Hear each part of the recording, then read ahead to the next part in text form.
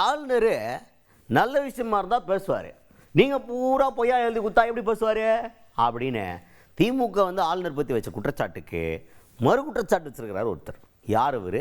எதிர்கட்சி தலைவர் எடப்பாடி பழனிசாமி அவர்கள். அவர் தான் சட்டமன்றத்துக்கு வெளியில் செய்தியாளர்கள் சந்திப்பு. அங்கே வந்ததுக்கு அப்புறமா எல்லாரும் என்ன கேட்டாங்கன்னா, முதல்வர் மு க ஸ்டாலின் அவர்கள் இப்போ என்ன சொல்கிறாரு, ஒவ்வொரு ஆண்டுடைய துவக்கத்தில் கூட்டத்தொடர் ஆரம்பிக்கும் போது ஆளுநர் உரையில் இருந்தால் ஆரம்பிக்கணும்னு சொல்லிட்டு இருக்குது மரபு, அதை மாற்றுறதுக்கான முயற்சி பண்ணுவோம் அப்படின்ற மாதிரி அவர் பேசியிருக்காரு. இதை எப்படி பார்க்குறீங்க அப்படின்னு கேட்டால், அதுக்கு எடப்பாடி பழனிசாமி அவர்கள் என்ன சொல்கிறாருன்னா, அவர் பூரா கற்பனையிலே இருக்கிறாரு, எல்லாம் என்னமோ அப்படி பண்ணிடுவோம் அப்படி பண்ணிடுவோம்னு சூப்பர் முதல்வர் அவரே சொல்லிக்கிறார். அது போக ஆளுநர் உரைன்னா ஒரு நியாயம் வேணாமா? உண்மையாக எழுதி கொடுத்தா அவர் என்ன படிக்க மாட்டோம்னா சொல்ல போகிறாரு?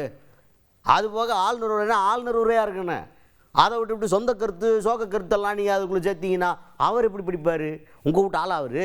நீங்கள் சொன்னால் படிக்கிறதுக்கு அவர்கிட்ட உண்மை எழுதி கொடுக்கணுமையா? ஊருக்குள்ளே என்ன நிலவரம் கரெக்டான நேர்மையான ஒரு ஆளுநர் உரையை ரெடி பண்ணியிருந்தீங்கன்னா அதை படிச்சிருப்பார்.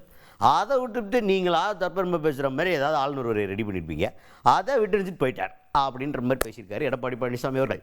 இவரை வந்து அப்படி இவரே கற்பனை பண்ணிக்கிறாரு. இந்தியாவிலேயே சூப்பர் முதலமைச்சர் சொல்லிட்டு இருக்காரு.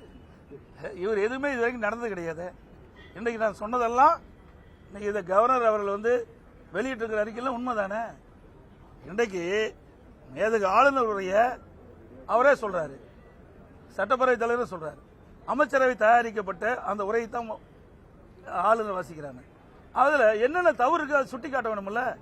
ஆளுநர் வந்து தவறான செய்தியை வாசிக்க மாட்டாங்கன்னு சொல்றாரு. ஒரு மேதகு ஆளுநர் அவர்கள் தமிழகத்தில் நிலவுகின்ற நிலைமையை உண்மைத்தன்மை இருந்தால் தான் அது பேச முடியும். தவறு இருக்கின்ற பொழுது சுட்டி காட்டுகிறார். இந்த அரசு அதை ஏற்றுக்கொள்ள மறுக்குது. அதனாலதான் இப்படிப்பட்ட வெளிப்படு.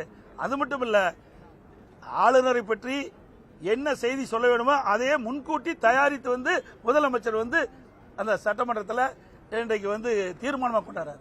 எப்படி கவர்னர் இப்படி பேசுவார்னு தெரியும். ஆக திட்டமிட்டு இந்த அரசாங்கம் கவர்னர் மீது ஒரு தவறான எண்ணத்தை உருவாக்க வேண்டும் என்ற அடிப்படையில் தான் இன்றைக்கு முதலமைச்சர் அவர்கள் ஒரு அறிக்கையை தயார் பண்ணி தீர்மானமாக கொண்டு வந்து சட்டமன்றத்தில் வாசிச்சிருக்காரு. இன்னொன்று, மேதகு ஆளுநர் உரையில் வேற எந்த கருத்து சொல்ல முடியாது. அதுக்கு யாருக்கும் அந்த இது கிடையாது. பாரம்பரியமாக நீங்க பார்க்கின்ற பொழுது மரபு அப்படித்தான். மேதகு ஆளுநர் உரையில் ஆளுநர் உரை மட்டும்தான் இடம்பெற வேணும். ஆனா முதலமைச்சர் தன்னுடைய கருத்துக்களை இதில் பதிவு செய்கிறார். இது எந்த விதத்தில் நியாயம்? மரபை மீறி செயல். அதுக்கடுத்துதான் தமிழ்நாட்டுடைய அவல நிலை பற்றி பேசியிருக்கிறார். போதைப் பொருள் கலாச்சாரம் தமிழ்நாட்டில் எக்கு தப்பா பெருகி போயிருச்சு. அதனால ஏகப்பட்ட குற்றங்கள் நடந்துகிட்டு இருக்கு. சட்ட ஒழுங்குங்கிறது கொஞ்சம் கூட இல்லை. அதிமுக ஆட்சியில் பக்காவாக வச்சுருந்தோம் நாங்கள். ஆனால் இப்போ சட்ட ஒழுங்குன்றது துள்ளியாலும் பேருக்கு கூட கிடையாதுப்பா. எங்கே பார்த்தாலும் போதைப் பொருள் கலாச்சாரம், அதனால வெட்டுக்குத்து கொலை இதைத்தான் பார்த்துக்கிட்டு இருக்கோம். செய்தியை திறந்தாலே இதைத்தான் நியூஸாகவே போட்டுக்கிட்டு இருக்கிறாங்க. எல்லா பக்கமும் இதான் நடக்குது அப்படின்னு சட்ட ஒழுங்கு குறையா இருக்கு அப்படின்ற குற்றச்சாட்டை முன் வச்சிருக்கிறாரு எடப்பாடி பழனிசாமி அவர்கள். அனைத்து இந்திய அண்ணா திராவிட முன்னேற்ற கழக ஆட்சியில் சட்ட ஒழுங்கு பேணி காக்கப்பட்டது. சட்டத்தின் ஆட்சி நடைபெற்றது. கடந்த 4.5 ஆண்டு திராவிட முன்னேற்ற கழக ஆட்சியில் சட்ட ஒழுங்கு அடியோடு சீர்கெட்டு விட்டது. இன்றைக்கு எங்கே பார்த்தாலும் கொலை, கொள்ளை, திருட்டு, வழிப்பறிவு, பாலியல் கொடுமை நடக்காத நாளே இல்லை. அன்றாட செய்தி இந்த செய்தி தான் வெளியிட்டு இருக்குது. எல்லா தொலைக்காட்சியிலையும் பத்திரிகையிலையும் பார்த்தீங்கன்னா இந்த கொலை நிலவரத்தை பற்றி தான் இன்றைக்கு தெரிவிக்கப்பட்டிருக்கிறது. அந்த அளவுக்கு ஒரு மோசமான சூழ்நிலை தமிழகத்தில் ஏற்பட்டிருக்கிறது. இன்றைக்கு தமிழ்நாடு போதைப் பொருள் நிறைந்த மாநிலமாக உருவாகிவிட்டது.